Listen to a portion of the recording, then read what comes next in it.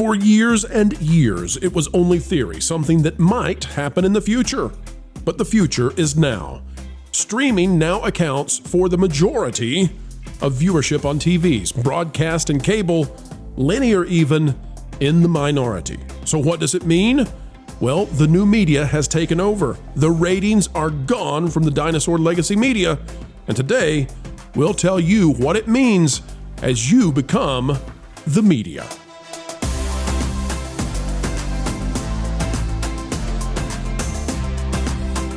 Hello, folks, and welcome back to the place that continues to lift you up and say, we've had enough with the Holly Weirds. It's time for America to get underway, making the way we have fun again. Folks, as we get ready to dive into today's content, consider clicking the like button, and we'll get started right now with a panel that you know is bringing the heat, the truth, and just what you need to be ruthlessly accurate now. It's out of ad week. I want to show you just how bad things are getting and why finally the new media has won. Truly, I thought this would happen in 2025. No, it happened at the end of 2024 from Adweek. The year in ratings, how the major news outlets performed in 2024. Looking back on some of 2024's biggest ratings wins among the networks. And nice try, nice spin. By Mark Mochiro out of Adweek. It's no secret that 2024 saw broadcast, cable, and streaming news outlets struggle to attract a viewing audience with a significant disinterest in the news. That reality was made especially stark by a presidential election that saw a 25% ratings decline from the 2020 election cycle across 18 networks. Still, despite changing consumption habits and all the changes happening within the industry, those outlets remained a go-to source for a large segment of the viewing audience. It goes on to talk about the latest data from Nielsen. Now, I want to point to the fact that a 25%, 1 out of every 4 viewers who were watching the networks in 2020 stopped in 2024. But folks, the big news, and we'll come back to Adweek in just a minute, the big news is right here. Take a look at our latest out of the Nielsen gauge. Now we have the November numbers, and for the first time ever, streaming and other are the majority. Broadcast and cable have officially become the minority way of using your television. Now, what is streaming and other? Well, other we assume is all kinds of things like playing video games or apps on your TV.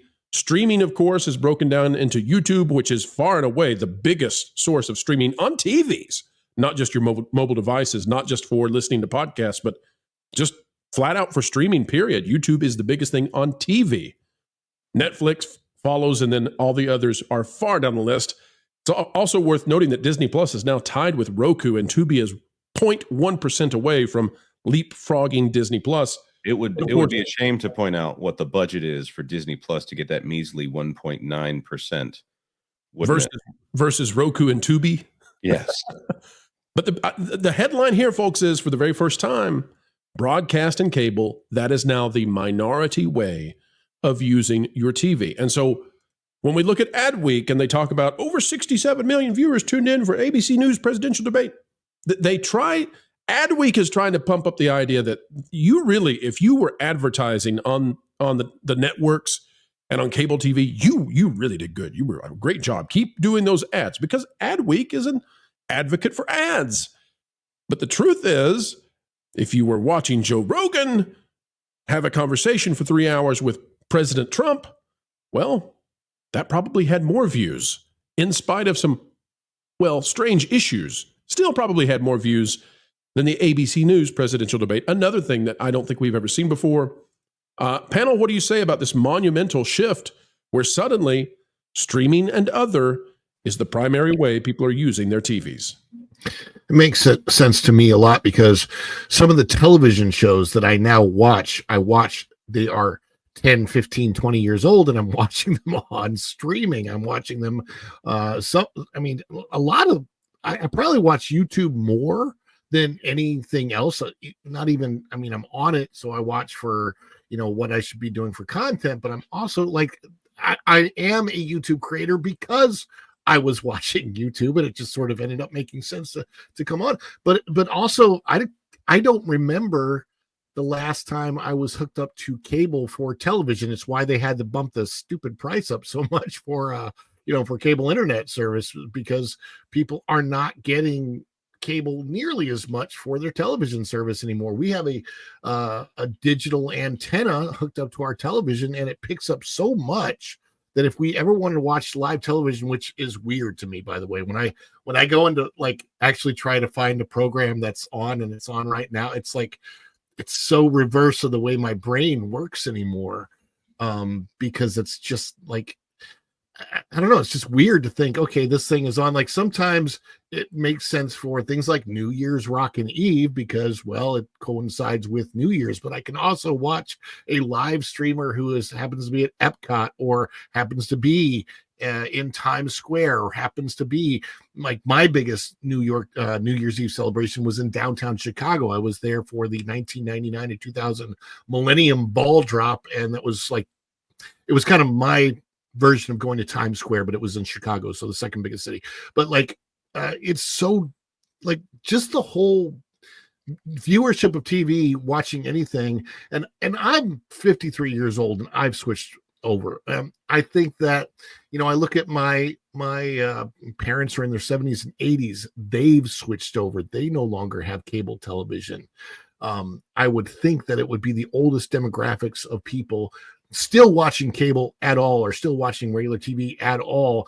Younger people, there's no way they're watching it. They didn't grow up with it. So they probably don't even know what cable is. Fascinating thing to watch this. And Culture and I, when we were watching this shift over and over and over again, we both theorized at the same time. And Culture, you can push back on this if you've updated your opinion or if I misrepresented in any way, that when broadcast and cable collectively reached about 50%, we felt like that's where it was going to stop.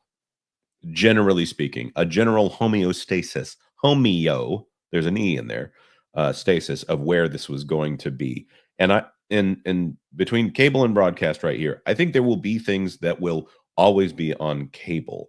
I hate to say that live sports, I think, is going to survive longer on cable because of some of the ridiculous things that are being done in live sports right now. I think those streaming rights are so expensive that unless they all go to the huge players, the $1 trillion players in the space, as opposed to these measly, $200 billion companies like Disney or $8 billion companies like Warner Brothers, those might be old figures. I think that broadcast and cable is where we're going to be watching sports for the short to midterm here. I'm talking 5 to 6 years out. Yeah, we've reached the natural balancing point, that homeostasis point, the equilibrium, let's say, when it comes to that. And I agree with you wholeheartedly. You and I have all been having this conversation for a while now. Probably the last 18 months, maybe even as long as we've known each other. And it's an interesting it's an interesting perspective to look at it from the live sports. That's really the only thing that streaming seems to think that it is making them not legitimate, right? They keep trying to go after the sports rights. The problem is everybody's going to be paying too much for these. We've watched the NBA viewership tank over the course of the last several months. We've watched a lot of these sports fall off. The minute you start to move things to streaming, your numbers aren't going to be the same. You're going to have a lot of fans opt out or head to the bars or someplace that might be showing these things, or just completely opt out of watching the sport anymore and just get the box scores, which are going to be provided by AI anyway. So why not? So, you think about it from those terms. And I think we've actually reached the point. I think 50-ish percent, 51% where we are now. I think that's about the point where it's going to sit for a bit. And look, if you want to make sports profitable, you have to make it available to the most amount of people. And the problem is with a lot of these streaming services, people can't afford 17 streaming services. They just can't. Let me push back just a little bit. I'm going to make a bet with you guys, okay? All right. So Jonas, Culture, I'm going to make a bet that by 2025, the total for broadcast and cable will approximate just streaming. So in other words, right now, broadcast and cable are sitting just under 50%. You mean by the end of 2025? Because, By the end of 2025, that's right. By the end of 2025, streaming will approximate the total for broadcast and cable combined. So we're talking about that 3.7% or so and that 5% or so of cable going down to something closer to that 41.6? You think more streaming and a lot less cable and broadcast? I think they're going to meet somewhere in the middle. I think it's going to be something like broadcast and cable represent 44 to 46%, and streaming is going to rise to 44 to 46%. Now, one more thing I would negotiate here, if we were actually putting out the terms of a bet here, would be whether or not they change the way that they classify this between now and the end of the year. For instance, that other 9.7%, if that's TVs that are currently playing video games, if the next Nintendo system, for instance, all of a sudden gets tracked in there, the Nintendo Switch probably not included here because it is a handheld device, that kind of thing. I don't know. How would we account for something like that? That's why I said broadcast and cable would approximate streaming, because we don't know what's going to happen with other. So you could see that change. I will say, though, there's a good point to be made there, Jonas. And by the way, I'm betting a tiny lasagna, and I know how much you love those. And I always follow through on promises of tiny lasagnas. Let me give you a statistic real quick. And this is where we get into kind of fuzzy territory. So Hulu Live TV, is that cable or is it streaming? Because it's definitely streamed, but it's using cable channels. YouTube TV right now has 8 million subscribers in the United States. Right. The next follow-up is Hulu Plus with 4.5 million subscribers. But YouTube TV seems to be accelerating away from Hulu. So even cable is turning into streaming. By the way, your argument about live sports might defend broadcast and cable from streaming. I think maybe in the short term, but the more and more that Netflix gets involved in the WWE and the NFL, the more that YouTube tries to get involved in live sports, the more they're going to eat away at that. Yes. I think there's a point there, but the contracts are so long that I think we've got time here. Yeah, I think a lot of these contracts run 8 years to a decade.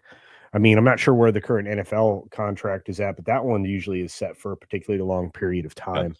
And I think that despite the people accepting to a certain degree Prime's terrible broadcast television version of football, I still think that the large majority of people are going to want to watch it in traditional means. And again, I mean, we do have some really strange definitions here because of what you described with YouTube having live television options.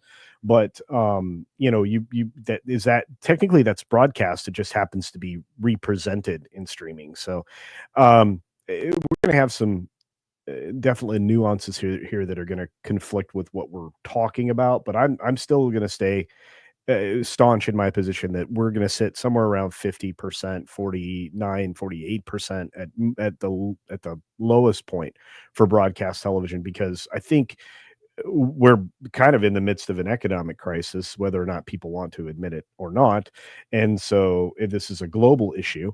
So there will be a lot less free money available. And I think that a lot of the sports leagues are going to turn back to tried and true, especially from the commercial endeavor of commercials, which, believe it or not, are making money still, whether or not they want to believe it. So anyway, those are my thoughts. There is one more factor left to consider here on that, and that is, what is it, August of this year, ESPN will be premiering their streaming service, whatever they're going to call it. I think the project name is Flagship or whatever.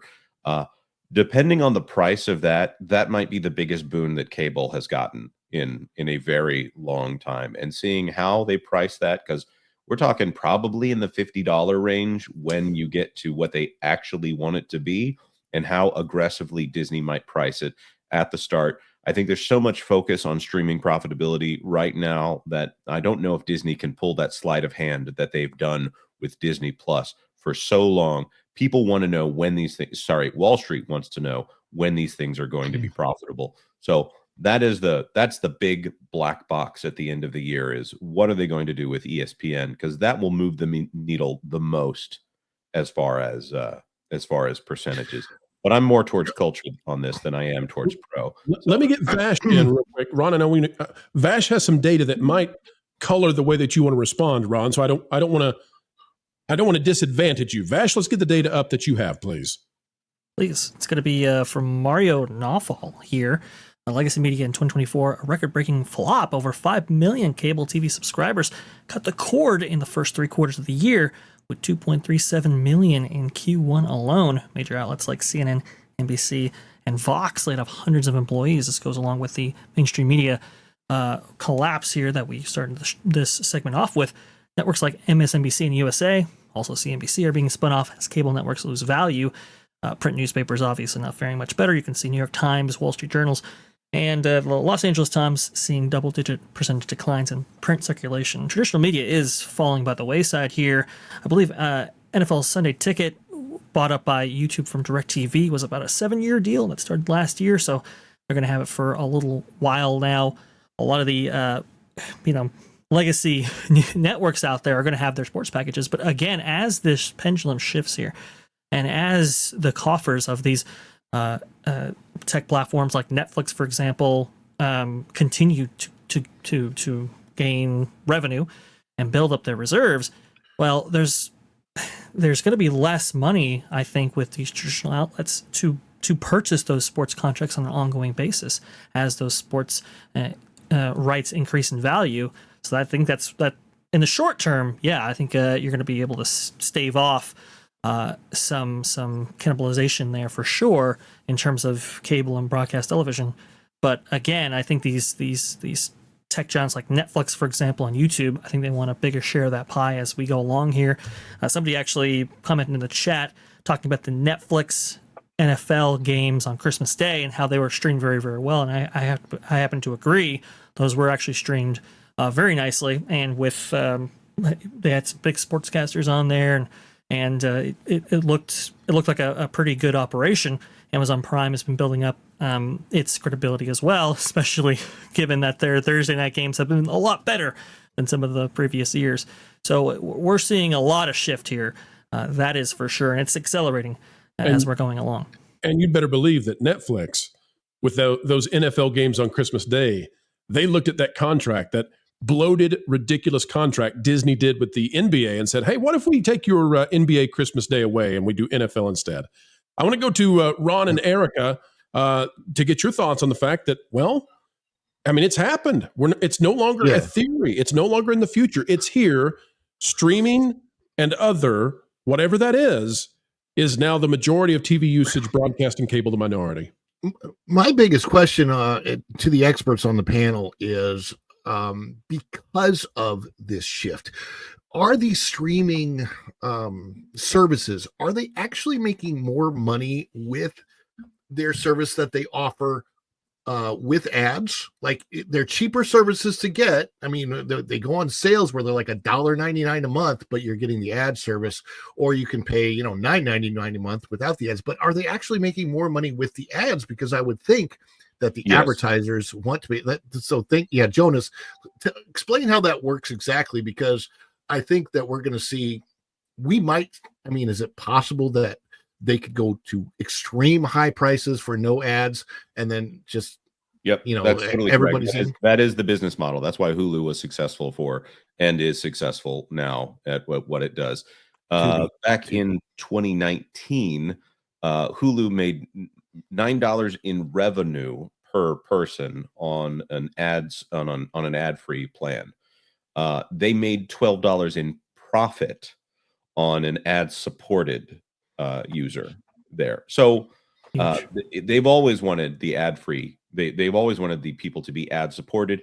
You have more mobility as far as inflation goes. You can price better according to what shows are watched.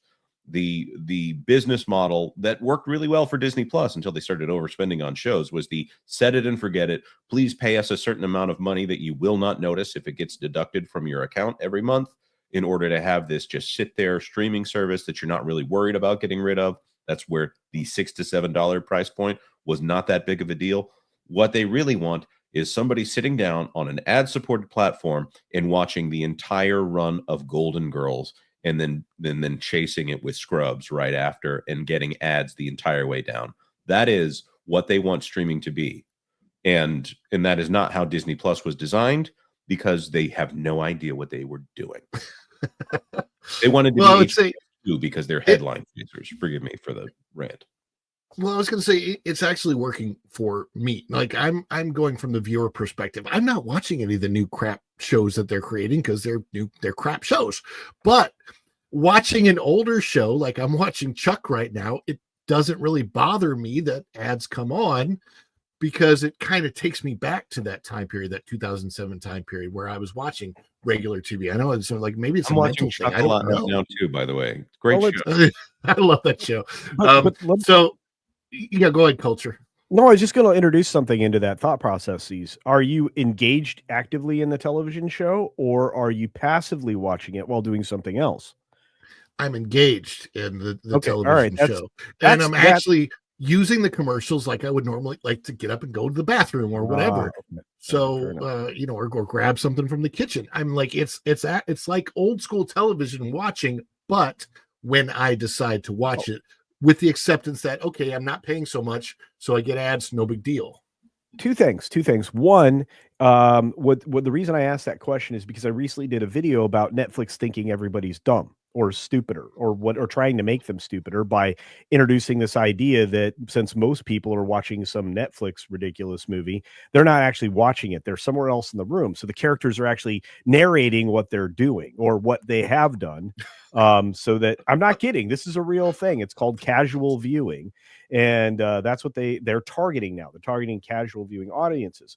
Whereas I've seen Friends so many times in my life, I can put it on in the background on, let's say, Netflix or whatever streaming service, and I'm not watching it. I'm just listening while I'm doing something else. That's casual viewing, but completely different. That's why I was asking if you're actively invested in the programming. But the second part of this is this.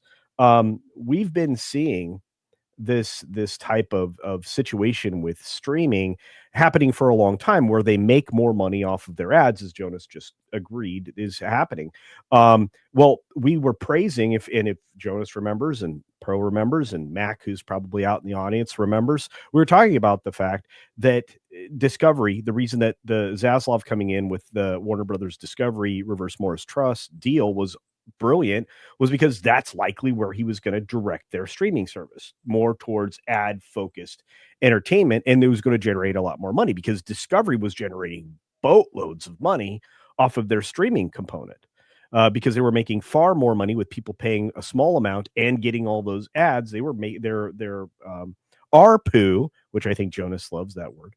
Their ARPU was enormous, and revenue per user. Yes. Yeah, that really does drive the business. So I think ad-supported revenue streaming is going to actually, and this is going to sound weird to Pro, revitalize television viewing through cable and broadcast, because people are going to be like, well, wait a minute, I'm paying $6 a month for this, plus I'm getting ads, or I could pay nothing for this and still watch ads. What am I doing to my detriment financially? I'm still getting a tiny lasagna out of this. I tell you, I'm going to win this. You're one. not. I'm going to win it. No. But a winner always is Erica. Erica, when it comes to your viewer habits, your viewership routine, are you finding yourself now more into streaming with YouTube, or are you on the legacy kind of channels, like typical cable channels? Are you hallmarking it during the Christmas season? Or are you just trying to find something on the Green Machine or Twitter or even X, which we think will become a major player in 2025? For me, it's mostly YouTube. I will scroll through who we're subscribed to, or even just find new channels by accident, depending on when I'm in the mood to watch. So it could be something paranormal, it could be something political, it could be travel, it could be someone comparing cruise ships. I know, random stuff. I do like Netflix. There are some shows that I do wait for the next season to come out, and I'm fully engaged into those. It's not many of them, but they're there, and we get it for free through through T-Mobile. And the ads, I don't find that intrusive with Netflix, compared to YouTube anyways. But YouTube is a little more expensive to go ad free. But and as far as like just background noise while I'm cleaning or doing anything, I put on those ambiance backgrounds that look like coffee shops, and it's got like the jazz music. I love those because it's very calming for me and it helps me focus. I don't really like I don't like a lot of talking noise in the background. And that's just me. That's just my personality. So, Erica, But that's basically my viewing habits. You're saying that we need to start a That Ambiance Place YouTube channel, 24/7 cafe listening. I Jonas, love that kind of ambiance. Yeah. Jonas, add it to the list, sir. Let's do it.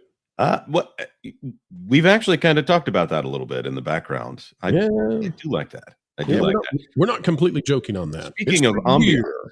And that's a wrap, ladies and gentlemen. We are done for now, but don't worry. Do not fret. Not yet, for more content is still coming your way 4 times a day right here on the Pro Channel. What a joy it has been to share our time with you. We hope you feel the same. Adding value to your every single day is our job here, and we take it very seriously. Folks, the only thing we ask in return is that you consider clicking that like button. Share, subscribe, click it. Stick it to those algorithms. It's the notification bell. And drop a comment right on down below. And folks, if you'd like to subscribe to our partner YouTube channels, That Park Place, That Pod Place, That Game Place, and some of those radio stations like Vacation Radio, well, we certainly would appreciate it. Until the next time we have the honor of spending time and being invited into your day, folks, we go on our way saying this: keep learning, keep growing, and as always, keep having fun.